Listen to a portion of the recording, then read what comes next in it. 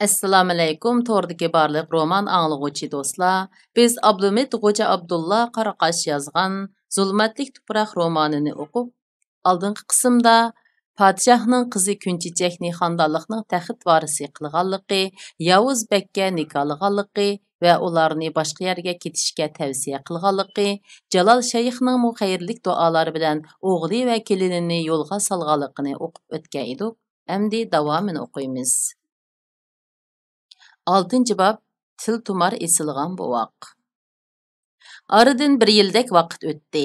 Ruslarning Turkman xonadonligiga bostirib kirgan vaqti dal 2 dunyo urushi portilgan vaqtga to'g'ri kelganligi uchun zamon zo'rning bo'lib ketgan edi. Mana bu adolatsiz zamonda kuchliklar ojizlarning taqdirini putiyotdi. Ruslar bu zamonga bostirib kirgandan keyin bu yerdagi xalqning o'limdan ancha qo'rqib qolmaydiganligini, hadisa qarshilik ko'rsatib chatoq chiqarayotganligini sezdi. Ular o'zlarining boshqa mustamlika rayonidagi siyosatlarining bu yerda ancha oqmaydiganligini bilib qilib, darhol boshqacha bir yo'l tutib, maqsadiga yetmoqchi bo'ldi. Ular oldi bilan xonadonlik tavalligidagi barliq cho'ng boylarni qattiq qildi. Ondan ularning sap oltin kumushlarini butunlay o'zining davlat xazinasiga yo'tkab, qolgan mol-varon, yer zamin, qasr, dacha deganlarni shu yerdagi nomrod kishilarga bo'lib berdi. Boylarning uyidagi gilam zilchilarga o'zlarining yindiki bulang-talang qilingan boyliqlardan azroq qetib, butun masjid xonaqalarning maydonlarigacha gilam soldi. Maktablardagi fanniy darslarni zo'r ko'lamda qisqartib, o'rniga butunlay Qur'on o'qish va Qur'onni yodlashni asos qildi.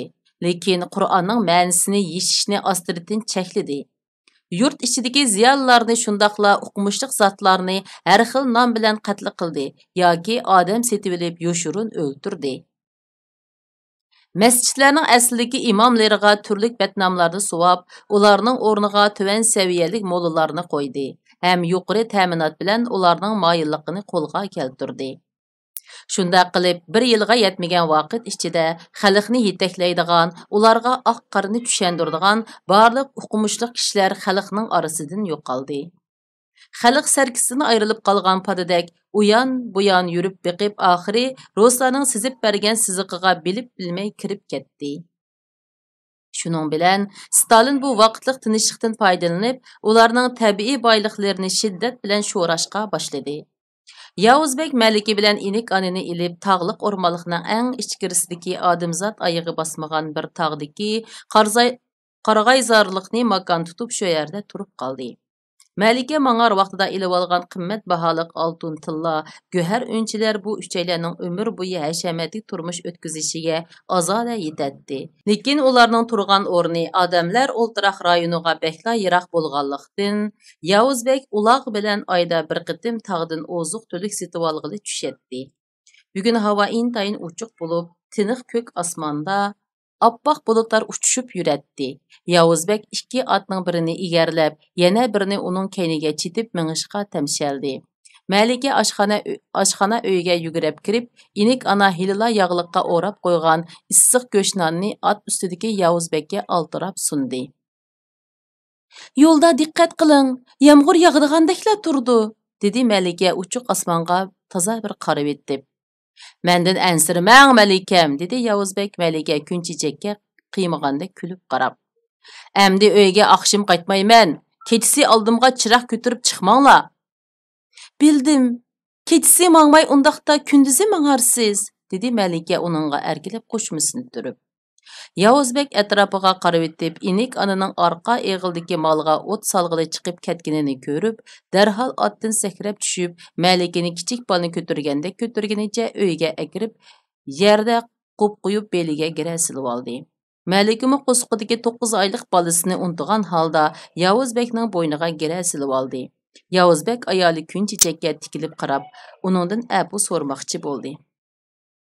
Malikam, meningmi tog'dan tushkim yo'q. Bo'lmasa ati mangaychu. Yo'q qurg'uyum, hozirli menging. Kichik Yavuzbekning ko'zi yo'raydiganmi az qoldi. U chaqda siz bo'lmasangiz bo'lmaydi. Amsa boyamqi gapingiz yondiruling. Bo'lmasa sizni qo'yib etmayman.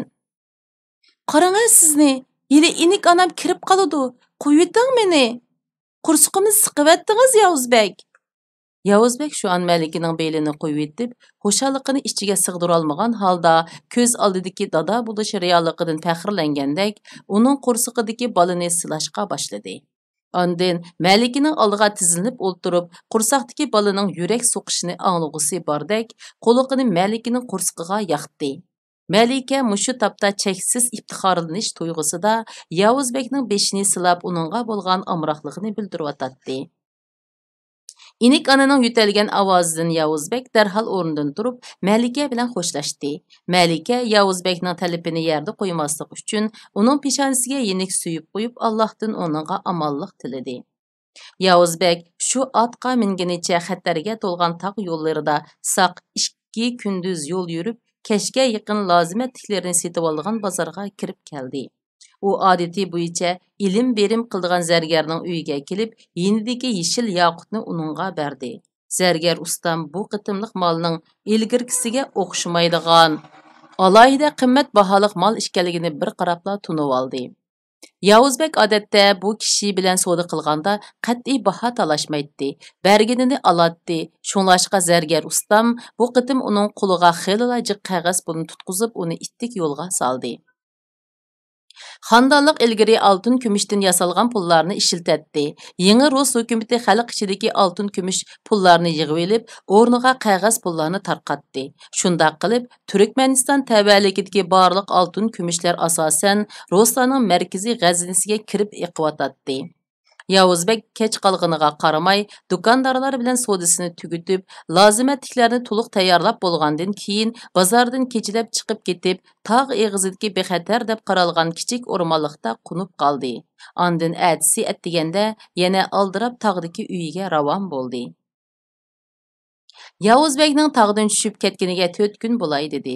Baxtga yarasha yomg'irmi yog'madi. Malika bugun oqshom kun sanab tuzuk uxlay olmadi. Uning hisobida Yavuzbek ata asrga yaqin kelishi kerak edi. Lekin Malikaga Yavuzbek hozirla keldigandek bilinib qoldi. Uning yuragi silib borgan sari uyqusi qichishqa boshladi. U yostiq ostidagi oltindan yasalgan fosforliq yanchuq soatiga qarab, soatning 3 dan oshqanligini bildi. O'rundan asta turib aynaklik asma chiroqni yoqdi. Inik onasini uyg'otib o'tmaslik uchun chiroqni ko'targunicha putining uchida yenik dastlab sirtqa chiqdi. Kechidagi g'oy-g'oy tog' shamili Malikaning yepintisini polanglatib, bo'sh chigilgan yog'liqidan chiqib qolgan sumbul sochlarini har yonga silkitdi. Hushyor yotgan qora bo'ynoq it uni ko'rib quyrug'ini shipanglatguncha uning yiniga keldi. Malika qora bo'ynoq bilan birga uyning oldidagi quyuq o't bosgan do'nglikka chiqib, Yavuzbekning keladigan yo'liga qarab turdi. Osmondagi to'lin aymu xuddi Malikaning ko'nglini tushangandek butun atrofni kunduzdek yo'ritib turadi.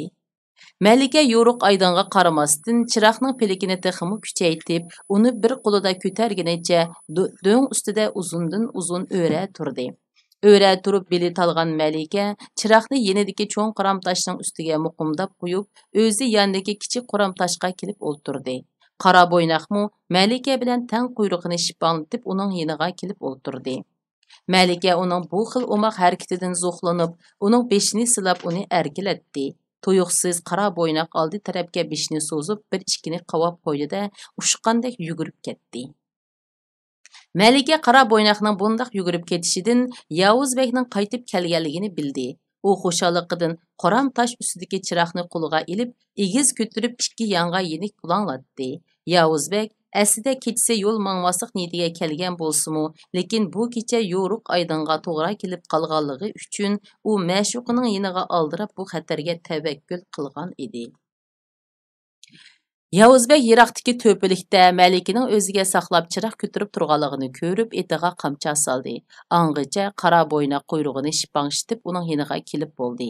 U otdan sakrab tushib, amroq etini quchog'iga ilib, uni erkilatdi.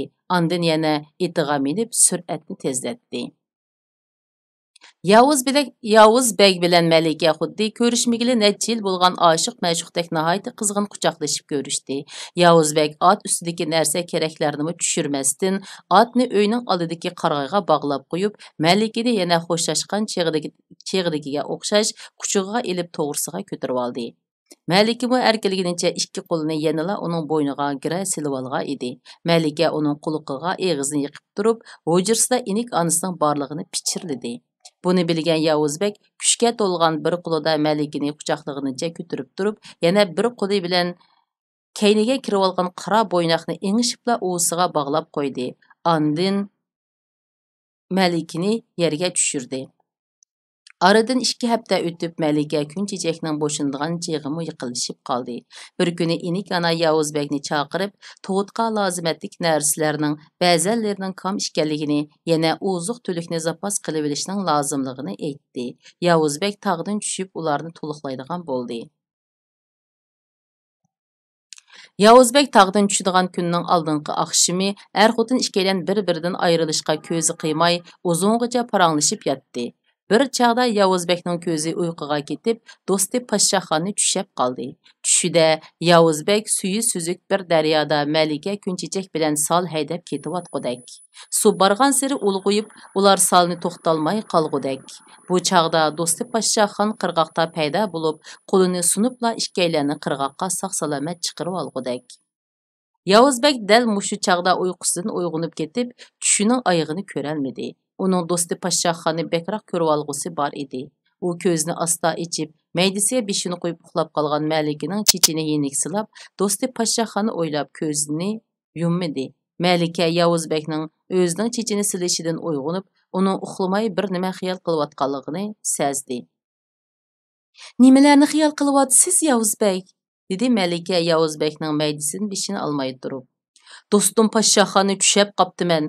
İkimiz daryoda sol bilan ketib berib, solni to'xtalmay qolgan edik. U ikkimizni qirg'oqqa chiqib qo'ygudek", dedi do'stini seg'ingan Yavuzbek eg'ir bir uf tortib. "Ulug' Alloh bizni o'z panohida saqlagudek. Uning ruhi bizga madad qilibdi, Yavuzbek. Men Pashshaxondek yaxshi yigitni umrimda uchratmaganman. Ba'zida uni insonlar orasiga tushgan Xizrmikin debla qolaman." "Shundaq Pashshaxon, xandonlikning ko'zi edi. Uningga yomonlarning ko'zi tegdi.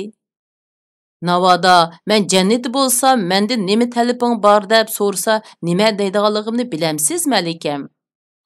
"Nima deb beqinga? Men Allohdan Pashshaxonni dillaydim." Мәликә Yavuzbekning bu javobini anglab, darhol uning maydisidan beshini ko'tarib, uningga tikilib qaradi. Andin chiroyini o'mchaytib, Yavuzbekka keynini qilib yetib oldi. Yavuzbek Мәликәнең bu umoq qiliqidan kulib ketib, o'rilguncha Мәликәнең u tarafiga o'tdi. "Albatta, beshida sizni tilmoqchi edim, lekin siz u dunyodami mendan ayrilmaysiz, shundaqku?" Мәликә Yavuzbekning haqiqatan vijdonli yigit ekanligini, uning do'sti Pashshaxonni naqadar yaxshi ko'radiganligini obdan biladi.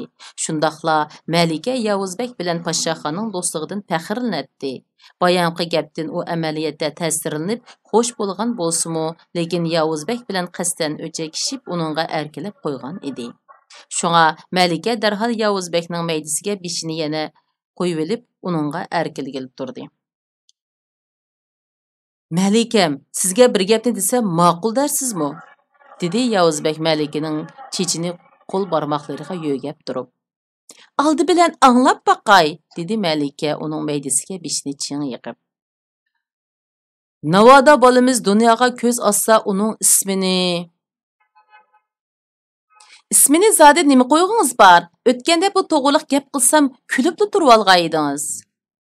"İsmini Pashshaxon qo'ygun bor, Мәликәм, sizningcha?" Мәликә erining farishdek yaxshi odamligidan bekmi iftixorlandi. U Yavuzbekni kundan kunga yaxshi ko'rib qilyotdi. "Navoda qiz tug'samchu?" "Yo'q, siz o'g'il tug'siz. Xandonlikning shahzodasini tug'siz, Мәликәм. Sizningcha bu ism bo'lamdikan?" "Bo'pti amisa, menga va'da bering. Tog' yo'lda kechasi mangmaslikqa va'da bering." Shunday qilib, bu roman o'qishimiz mushu yergacha bo'ldi. Xayr xo'sh.